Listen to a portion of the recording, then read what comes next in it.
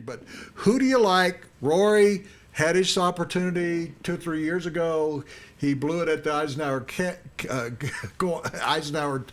cabin when he hit his tee shot over where you could barely find it. Do you like Rory? Do you like Dustin? I mean, who you got out of this crowd of young troopers? I think there are 6 guys that I really am keen on having a good chance there, and none of the names are Tiger Woods or Phil Mickelson right at the moment, though I wouldn't be surprised if Phil wakes up and brings something to the show next week. But I think the 6 guys are Rory, obviously.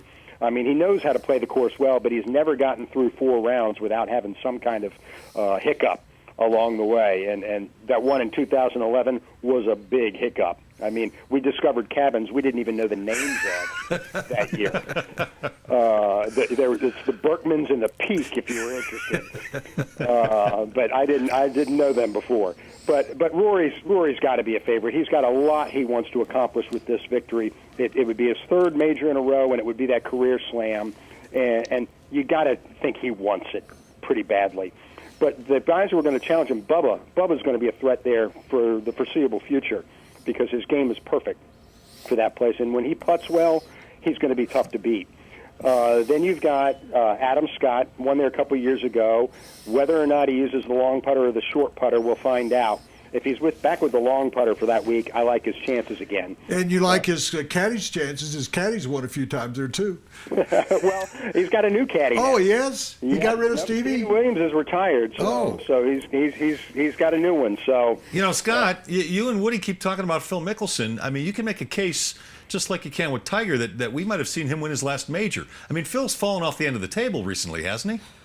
Yeah, he has in a certain sense, but he almost won the PGA. He almost won the last major championship that was played. Yeah, he was playing. He was playing. Yeah, he was playing in the dark there, and he does play Augusta well. You mentioned we went through 3: Adam Scott and Rory, Bubba. So I also like Jason Day, who's going to win there eventually. I like Jordan Spieth, who it seems like a guy who's going to win there eventually. And I like the guy who just won this past week. I like Jimmy Walker. I think he's got a terrific game. He's won 5 times in the last 18 months. He finished top 10 in his debut at Augusta last year. I like his chances a lot, too. And that's not even to mention guys like Patrick Reed and Dustin Johnson, who seemingly should be threats there. Well, you like Jimmy Walker, I like Johnny Walker, so we'll... I thought Jimmy Walker was great on Good Times. Yeah. Loved him on that show. Scott, it's great to talk to you again. I miss you guys. I miss our nights.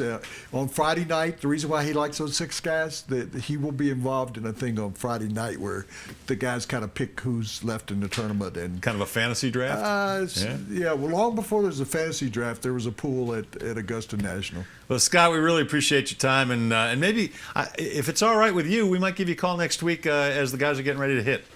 Okay, give it a shot. I'll be a little bit busy, but if I got time, I'll be happy to talk. And how do people get a hold of you? How do they read you? Okay, you can see us at Augusta.com. That's where all of our Masters coverage is. Or you can follow me on Twitter at Scott Michaux.